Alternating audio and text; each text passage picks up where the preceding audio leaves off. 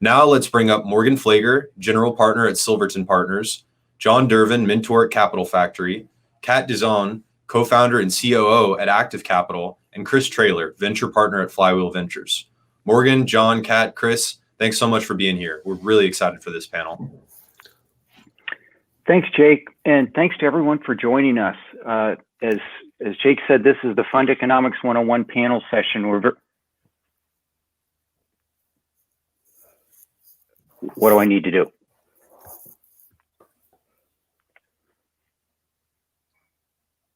You're coming through loud and clear, John. I can hear you fine. So everybody can hear me? Great. Yes. So again, thanks everyone for joining us. We're very fortunate to have a group of panelists with us.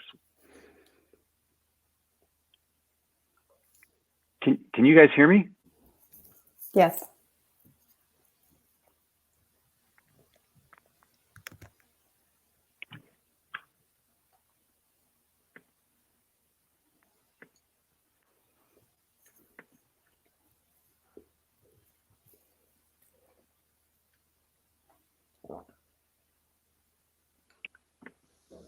I think you're still good, John.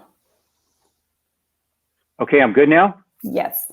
All right, sorry about that. So we're very fortunate to have with us a group of panelists with a diverse background of multi-stage investment experiences as well as entrepreneurial experience. And I'd like to introduce them to you by asking each panelist to provide a quick bio of themselves and their firm. So Kat, can we start with you, please? Absolutely. Good morning, everybody. I'm Kat Dizon. As you shared, I'm co-founder and COO of Active Capital. And Active Capital is a venture firm based here in San Antonio, Texas. And we invest in investing and focusing in seed stage SaaS technology companies. Prior to Active Capital, I spent over 10 years at Rackspace. And part of my journey, I was doing M&A activity and leading due diligence. So I'm very familiar in working with startups and being available to them to help them along with their journey. Morgan? Thanks, John. Happy to be with everybody. My name is Morgan Flager with Silverton Partners. I'm the managing partner here. Been with the firm just over 14 years. We're the longest tenured active venture firm in the state of Texas. Just raised our sixth fund at just over $150 million. We typically invest at the early stage, so it's seed Series A. I'm really looking forward to sharing my thoughts with everybody. Chris? Yeah, thanks, John, and good morning, everybody. My name is Chris Traylor. So I'm here representing Flywheel Ventures this morning. So as a part of teams, I've raised and I've invested tens of millions of dollars. And so I've seen a few things from both sides of the table. Blessed to have had quite a bit of success in my career and some failure. And so I've been a venture capitalist since 2002, off and on, currently in my second tenure with Flywheel. So been through some ups and some downs over the last 20 years. Flywheel is headquartered in Santa Fe, New Mexico. We like to be the first institutional capital into a startup. We lead seed and seed prime rounds. We're a micro VC, 50 million approximately across 3 funds. My work with the firm at this stage is exclusively focused on working with existing portfolio companies. And in addition to my role at Flywheel, I'm the chairman and the CEO of a stealth mode energy tech startup. We've been blessed recently to have achieved 7-digit annual revenue. And so we're moving in the right direction despite the pandemic. This is my 4th tech startup as an operator, 2 of which have been sold to multinationals at attractive cash-on-cash returns, and 1 was shut down. And so where I like to work is at the intersection of software engineering and physical sciences. I look for opportunities. I'm particularly passionate about companies where there are mutually reinforcing themes between capitalism and environmentalism. And then most recently, our moderator, John, and myself, we co-founded a Series A prep program where we offer it in partnership through the Capital Factory. So I'm excited to chat with everyone today. And just real quick about myself. About 3 years ago, I left Austin Ventures, a venture capital firm in Austin, after about 20 years. The first 5 of that I spent as an IP focused on the enterprise software industry. And the last 15 as chief operating officer. Right now, I'm retired, but spending time with the Series A prep program that Chris described through the Capital Factory. So our goal today is to take a peek into some of the key factors impacting venture capitalist investment decisions, many of which include fund economics considerations. So we could spend days on this topic. We only have 45 minutes. So we're going to focus on a handful of questions that we believe would be most helpful to entrepreneurs. If we have time, I'll do the best I can to take questions from the audience. So I'd like to go ahead and get started and ask this question of Morgan. Morgan, how do you as a GP in Silverton make new investment decisions? And what does the process typically look like after your initial meeting with an entrepreneur? Sure, thanks, John. Happy to dive right in there. So our general process has 3 primary goals. 1, we want to get it right. So obviously we want to make a great investment decision. 2, we want to get back to the entrepreneur in a timely fashion with some real feedback. And 3, we have to consider like the time allocation of the senior members of the team. A lot of people don't realize it, but partners actually have other things to do besides just look at new investments. You know, they're sitting on boards, they're raising money for their own funds. And so we really try to be protective of that. So for us at Silverton, there are 2 kind of main paths.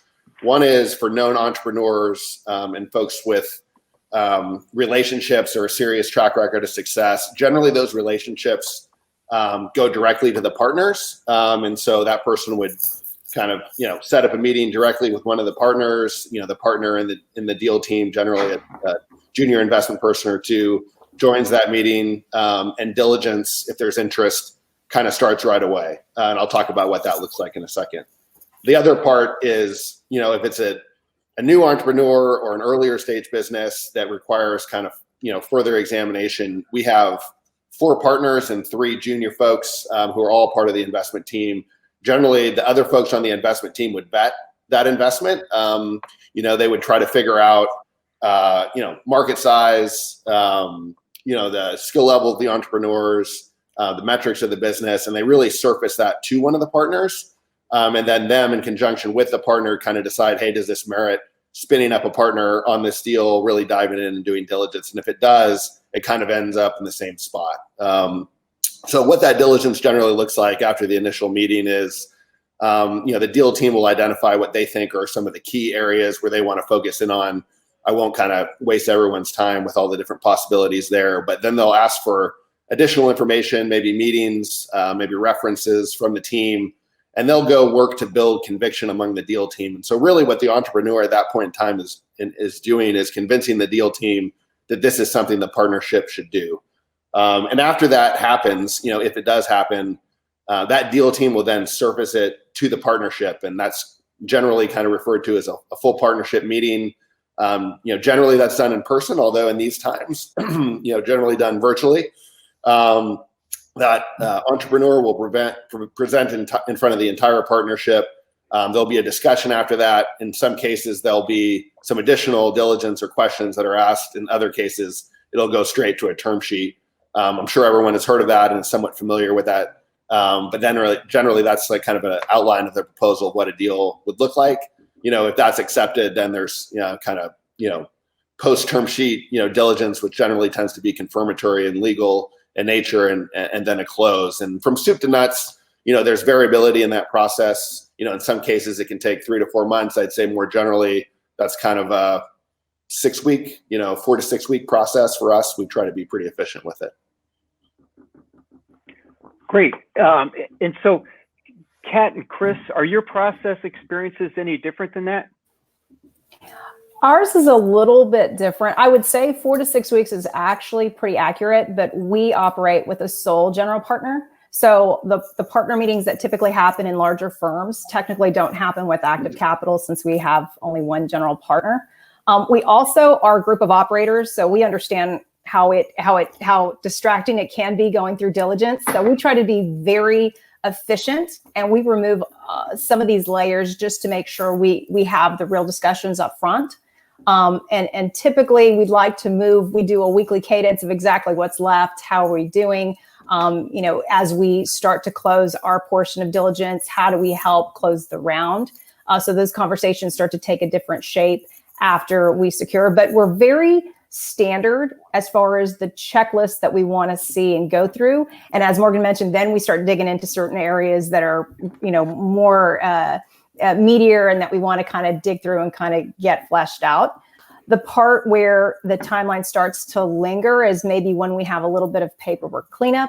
Maybe there's certain things that pop up that weren't expected, or maybe there were things that were expected, like moving from an LLC to a C corporation during this process. That does take a little bit of time, chasing additional past investors for waivers and sign off. So depending on how efficient and how quickly the founder moves is critical on shortening the time frame to get us from meeting all the way to funding closed. Okay. Like in the case of Cat with Flywheel Ventures, we have a single GP. And as a result, the process that Morgan described, essentially to create advocacy and a champion out of a GP is essentially the process for making an investment at Flywheel. So that could be, with Flywheel, our average fund size is approximately 20 million. And so our checks are relatively small and of course are appropriate for the seed stage. And so with that in mind, we try to be very efficient. And so there's a couple of different investment strategies that we employ depending on what we're looking to accomplish and how we align with the plans of the entrepreneur.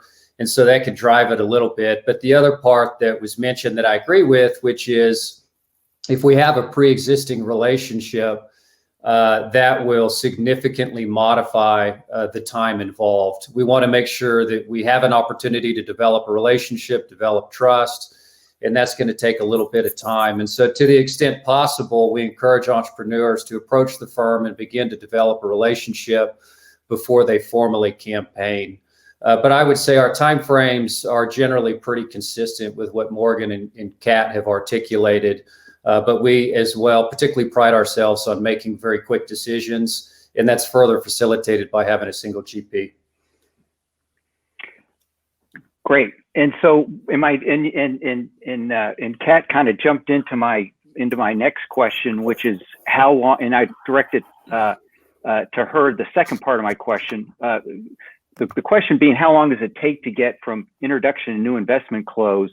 But also just to elaborate a little bit or dig a little deeper into Chris's question or Chris's point about time spent with founders, CEO, and team. Is there some kind of expectation you have in terms of how long you want to have engaged with the team in some form or fashion, whether actively or not actively raising money, so that you get to know them before you're in a position to go make a decision as whether or not to invest? So when we find a founder that we want to work with, we want to learn more about, we zero in on that founder and move quickly.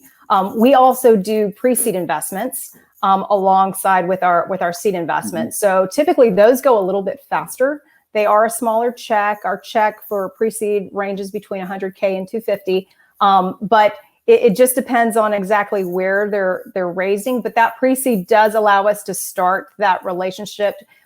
Active Capital is built to lead seed rounds. So, leading somebody's seed round, it takes a lot of effort. So some of these pre-seed deals that do come into play help us make sure that the next bet on them is going to be at a lead investor relationship.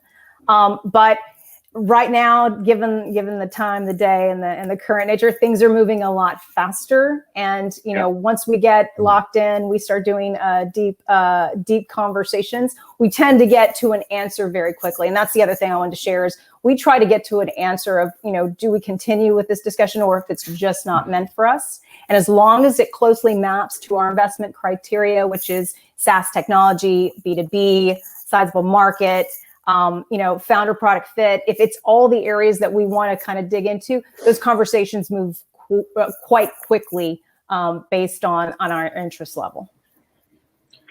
Hey, John, just to kind of jump in. I mean, I think a lot of people think, hey, if I don't have a successful track record or a prior relationship with a VC or a VC firm, I'm kind of supremely disadvantaged in that process. And I don't really know that's the case. I mean, I think it's good advice to start a relationship with a VC firm sooner. Mm-hmm. I think a lot of people think, okay, well, they just need time to understand my business, and that's going to take 5 or 6 months. And some of that is true. I think the bigger thing is just establishing credibility with a venture capital mm-hmm. firm.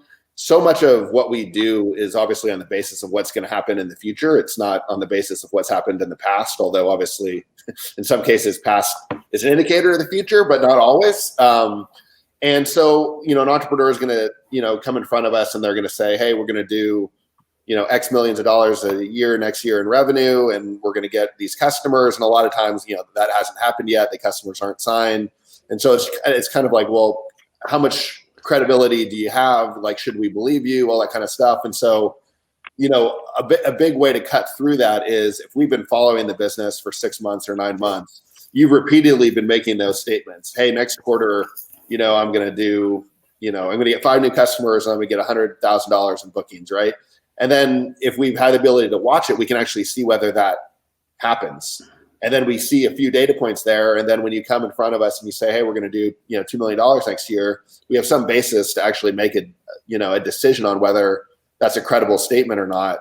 And that's really, that's really important. And the lesson for entrepreneurs is start that process, but also, people sometimes think they need to throw up hugely gaudy projections in order to get someone's interest. Like, oh, if I'm not growing at 10X, no one's going to pay attention to me.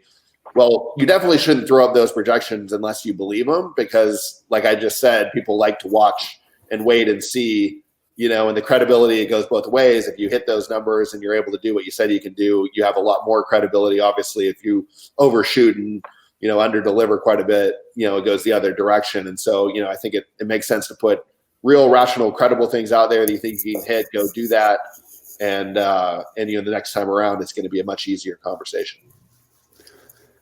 Great, thanks. And so I'd like to go ahead and jump to the next question, Chris, and that's how much money should companies be thinking about raising when they're looking at a Series A round or a seed round? How should they be thinking about that? Sure, and I'm not necessarily going to distinguish between an A versus a seed. The way I think about this is round size is really unique to your company and your set of circumstances. And so what I encourage you to do is a bottoms up analysis to develop your plan, and your round size be a function of that plan. And so looking at your forecast, looking at your P&L, looking at your expenses, looking at your key performance indicators and the milestones. And what's most important is that you are raising enough to achieve the milestones that are required to attract a lead investor for your next round. And that's assuming that raising additional capital is your goal. Certainly an alternative goal would be to achieve cash flow positive, depending upon what your ambitions are and the nature of the opportunity. So once you've developed a round size to resource your plan, then you sync that up with venture firms who like to invest at that stage and that amount. And so just be aware that there's pros and cons to raising too little and to raising too much. But the question is, what are you solving for? What you're solving for, first and foremost, is not getting stuck halfway across the desert. And what I mean by that is in thinking about rounds on a milestone to milestone basis, and then building in a margin of error into your plan for the unexpected, because the unexpected is inevitable with startups. And so you've got to either get to a point where you can excite a new investor to lead your next round, or as I mentioned before, depending on your goals, to get to cash flow positive. And so if you're at the seed, thinking about what's required to get to your Series A milestones, and then size your round accordingly. And the same would be true in the case of a Series A, thinking about the set of Series B milestones, making sure that you're engaging with your current set of investors and future investors in a conversation about what those milestones are, so you're establishing a target. Great. Any thoughts, Morgan or Kat, that you want to add? Okay. So Morgan, question for you. As you're considering a new investment opportunity, what are your return expectations as you consider that opportunity? How do you think about that? Yeah, and since this is a panel on kind of how venture funds work and the economics, I'll kind of step back a little bit and maybe tell some information about VC firms that maybe some entrepreneurs don't know. A lot of the money that we put out isn't VC's money, right? So we're raising money from other folks. For a firm like ours, that's a lot of institutional investors. So that's endowments like the University of Texas or Harvard, the Getty Foundation, pensions, insurance, et cetera. So anyway, the point is we have money from other folks and they have a return expectation on that capital. And generally for our investors, they're expecting to get a 3x return in roughly the life of the fund, which is a 10-year life, right? And so, and then we charge fees to manage those investments. And so in order to give them a 3x return, we generally have to produce a 4x return on a gross basis. So what does that mean? So every investment that we make on average, has to be at least a 4x for us to kind of deliver on expectations for our investors. So, the expectations that we have when we're underwriting a deal, knowing of course that, a lot of the time we're going to be right, but a fair amount of time we won't be and we're going to be wrong. Our expectations are generally higher than the average, right? And so when we're making an initial investment, we're generally underwriting to 5 to 10x plus. And then for a follow-on investment, we're generally in the 4 to 5x range. And people ask questions sometimes, well, why is the follow-on target different than the main investment target? And a lot of it just has to do with the risk. So generally when we're following on, we have a really good understanding of the entrepreneur. We have a really good understanding of the opportunity. We've probably been an investor there for multiple years. The business is probably a lot further along from just a revenue and traction standpoint than an initial investment. So there's less downside risk than when we're underwriting something for the new, for a brand new time. And so the loss, the percentage loss of capital that we're going to have on a follow-on is going to be a fraction of what we're going to have on the new investment. And so you see a regression towards the average expectation of a return, which is 4 to 5x. So that's my high level answer.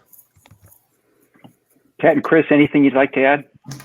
Yeah, just one thing to add on in agreement with Morgan. I really like what he said, and that is that venture capitalists, unlike the entrepreneurs that we back, is the development of a portfolio. And so with that portfolio, venture capitalism is about outliers.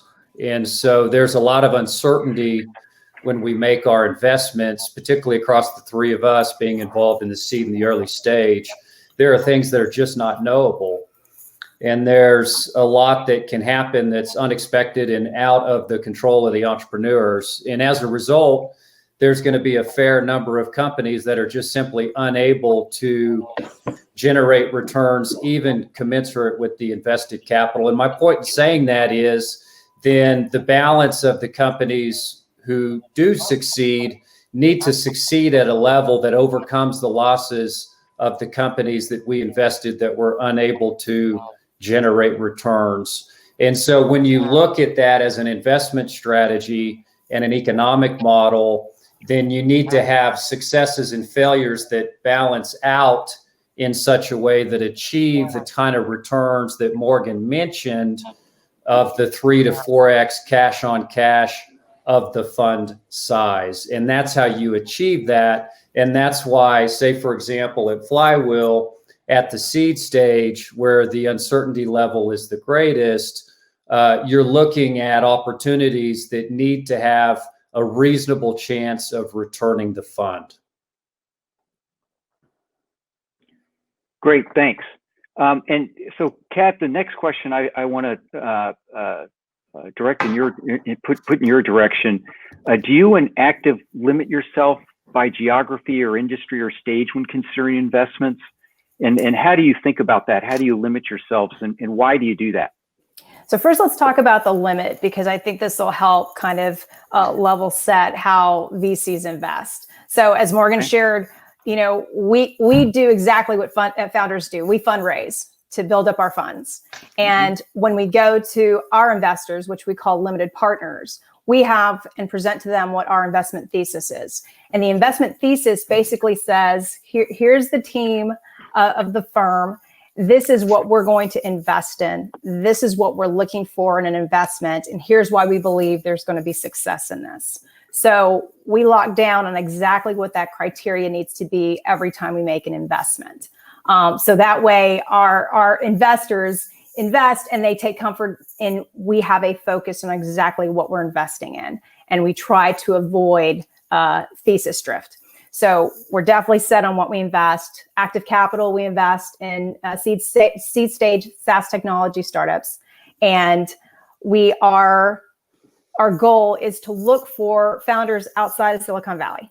We want to go where the talent is outside of that region. Now, could we flex on the location? Yes, but primarily we have had great success finding founders that are located in underdog cities. Primarily because we're operators and we've had success in being in other areas of the US and doing well. San Antonio, we've had some history. Virginia, we've had some history. So it tends to resonate with founders that are looking for a lead investor that is not located on the West Coast. So it definitely helps us as far as the region. We will invest US-based startups. We also started investing internationally. But as far as the region or geography, we're pretty much open, but we're very, very specific on the industry type just because it's how we invest and who we are. And that identity actually resonates, and it makes founders easier to find us because they know the types of investments we make. We lost your audio, John. This mute thing, it just kills me. So, Morgan, how about you on in Silverton in terms of those same kind of dimensions? Do you all see yourselves being focused in any of those? Yeah, we've historically and today focused on Texas-based startups. A lot of the work we do is in Austin. We get a ton of questions from institutional investors about why. And here's why. One, obviously, we think Austin's a great tech market, one of the fastest growing in the country, taking share in terms of growth nationally. So we think it's a real fertile place for entrepreneurship.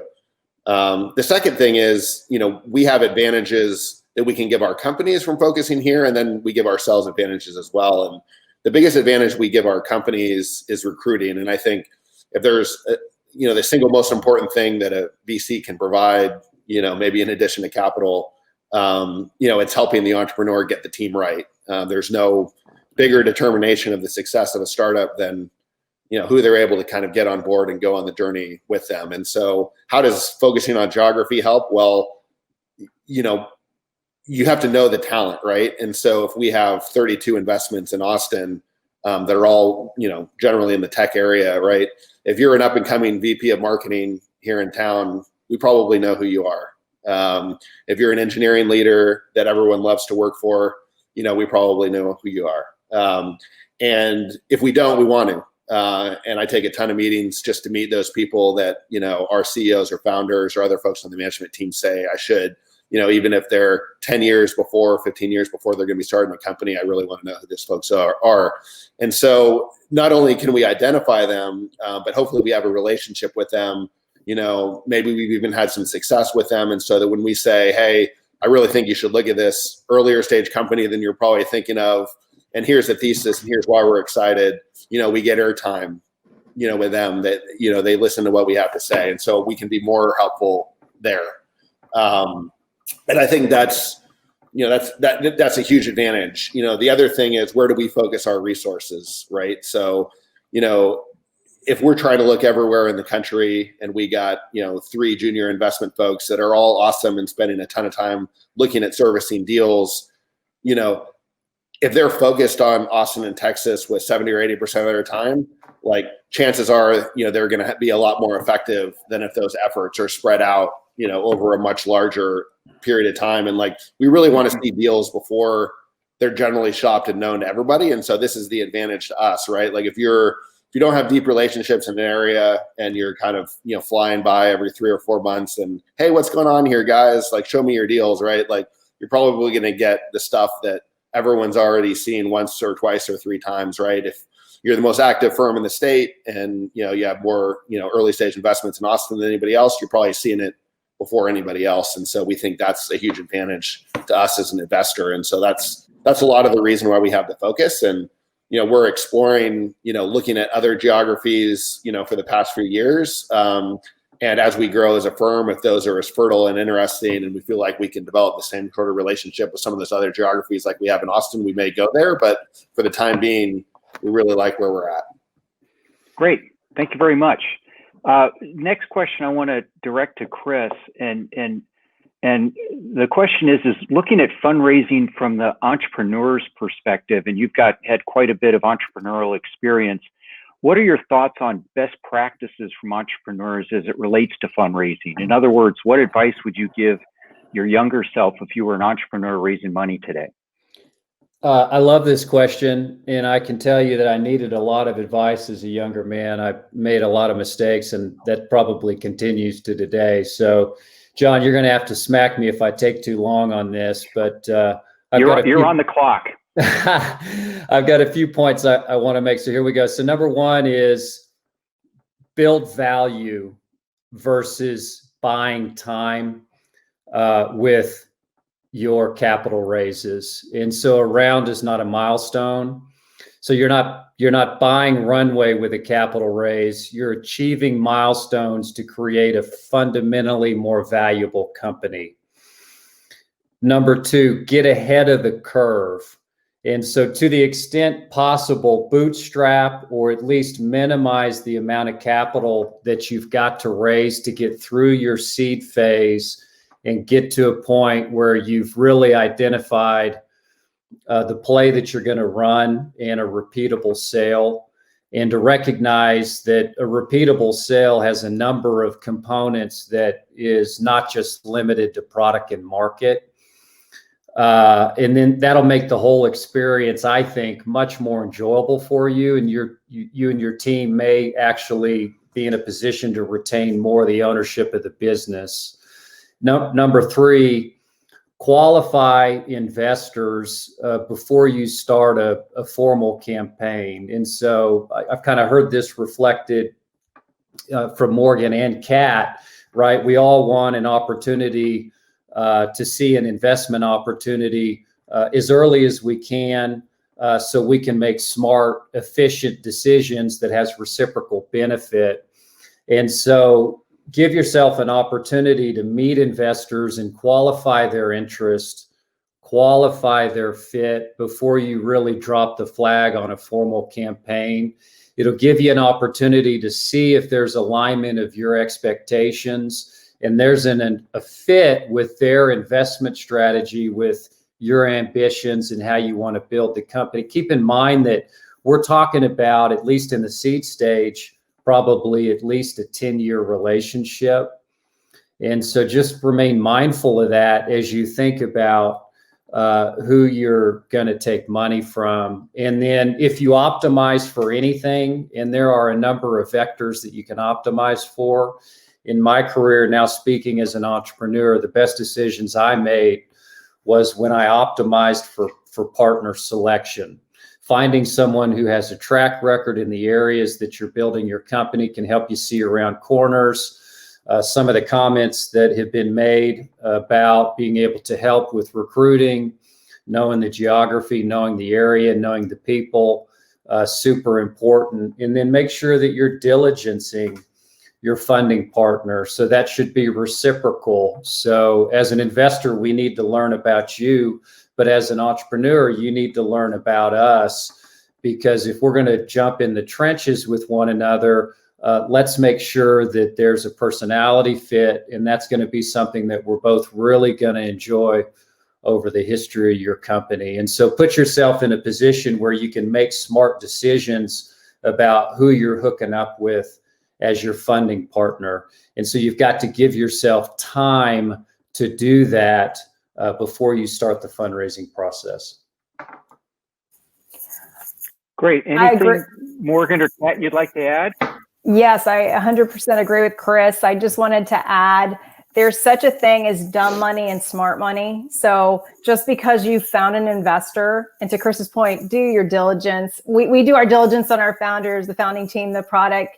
Equally, founders need to do the diligence on their VCs and their investors, because, you know, just taking a check, you may not be aware of the investor's expectations of you. You could add somebody at your table and at your board that just maybe, you know, might not have been the right fit. Or you can find somebody that only supplies you and provides you the capital, but also more strategic for you, can help get you ready to a healthy state for your Series A. So there's so much that goes into it, that just because you can command a lot of money doesn't necessarily mean that you should take it. But to Chris's point, just be really thoughtful, because that's a relationship, whether good, bad, it's a relationship. So there's going to definitely be work, but make sure it's the right fit for you, your timing, your vision, where you see it going, and be very clear on their expectations as well. Anything, Morgan, you'd like to add?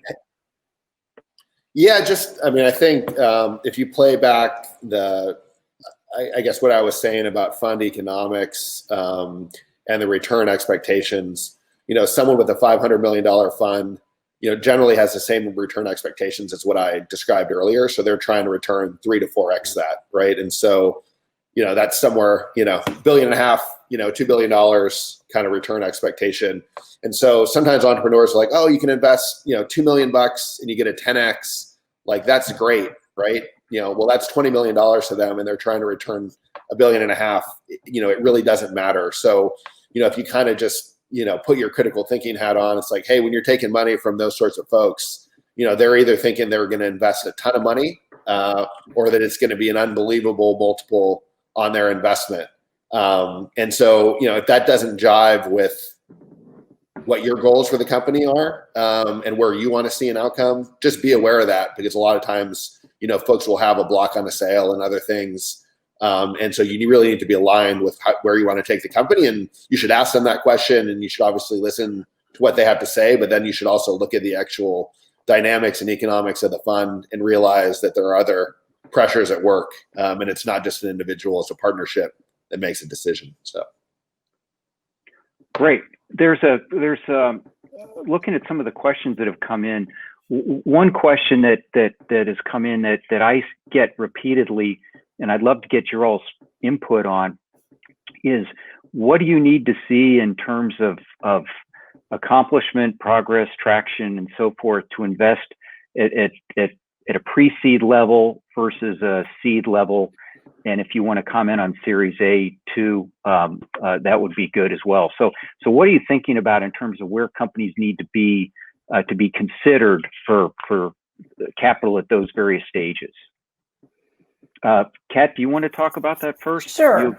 So my first comment is going to be, founders don't ever underestimate the number of deals VC firms see in any given time. So you need to stand out. You need to make sure you're very clear of your market, and your expertise needs to shine through. So through that lens, it's got to be something that really grabs us, that makes us say, okay, I want to learn more about. If the problem's not that clear, if you're unsure about the market, if things just don't add up when we're first in early discussions, it won't go very far. So I would say we know what we like when we see it. It'll jump out. You'll get the same response from us that we want to engage. Traction, we have made past investments with very little traction, but the market, the vision, it's what really got us. The technology, if Benchmark blows us away, we become users of your platform right off the bat, just to see, is it something that we really can see the market really going after? So we do all the things necessary to see if it's something we can get behind, because we are our name. We're extremely active investors. Post investment, we stay very close to you. So we want to make sure that it's a journey we want to be on, and it's got to be technology we personally get excited about.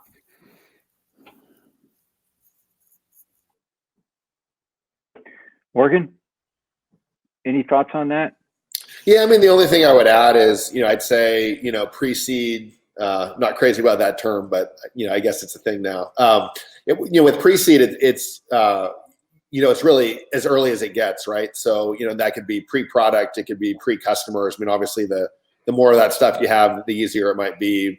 I think of seed as generally like early product market fit. So, like, if it's a consumer product, you have some people using it, buying it, or at least using it. If it's enterprise product, you have a handful of beta users, maybe some people paying, and then for the Series A, I generally look at it as, not only do you have that, but it's repeatable, and, the unit economics are kind of in the ballpark. So, you've demonstrated that you can not just get 1 or 2 customers, you can get 10, and the cost to acquire them and their retention is actually decent. Like, that's kind of like a Series A oriented metric. If it's a consumer product, you can acquire folks for a lot cheaper than, the LTV, or you have some super compelling story about how that's going to be the case, fairly shortly. So that's generally the progression I like to think about, and it's just taking risk out of it for an investor. So, John, I'll just quickly add. So the way I think about this is in pre-seed, that's a new category. So pre-seed really being pre-product, and the assessment is around team market fit. The seed stage is probably the most nebulous, but in terms of my firm, we think about that as minimum viable product. And so at a minimum, we want to see product user fit, which means that they've got to have something that can get into the hands of a user. And then we can essentially evaluate whether or not the user just totally loves the product. And then in terms of Series A, I think Morgan's input on that is most germane, but we think about that as repeatable sale, as more specific criteria than just product market fit, with repeatable sale being 4 criteria, including the customer segment, the product, and the channel of distribution, or the marketing channel in the case of B2C, and the actual terms of the sale. Right. So do you have pricing? Do you have the terms and how you transact with your customers figured out, at least to first order? And then certainly you want to understand the value of the metrics in those areas, particularly for Series A, but that's going to be specific to each company's set of circumstances. Great. And I think I've got time for one more question, and Kat, I'll float this in your direction. And I get this question a lot, quite a bit too. And that's, how important are warm introductions to, in terms of introducing a company and the entrepreneur to the firm? Having somebody else do that versus receiving, say, an email or a phone call for an entrepreneur. How important is that as you view your interest in engaging and learning more about it? For Active Capital, warm introductions are nice, but not required. We have had good success finding talented entrepreneurs that have sent us a cold email and direct message. But I will preface by saying please do your homework first. And I think you've heard that from every panelist is it'll be a real short conversation if we're not the stage, not the fit, not fitting in our criteria. Okay. But Active Capital welcomes direct access to us. We don't want to miss out on meeting a talented founder. Great. Well, it looks like we're getting the hook. And so I want to thank our panelists for sharing their valuable insights with us and for the audience for participating and attending. Apologize if I didn't get to everybody's question, but hopefully you got a lot out of the session. Enjoy the rest of your day. And for those of you sticking around on this track, I think the next panel on fundraising should be a good one. So enjoy. Yeah, thanks so much, Morgan, John, Kat, and Chris. This was a really awesome panel. Particularly, I really liked your comments, Chris, on thinking about round size in terms of the capital needed to bring you to the milestones to raise that next round of funding. And also the points that you all made of sort of the benefits of engaging investors and starting that relationship before actively running a fundraising campaign. That's awesome, actionable advice for the attendees. So thanks again so much for your time this morning. You bet. Thanks, Thank everyone. you.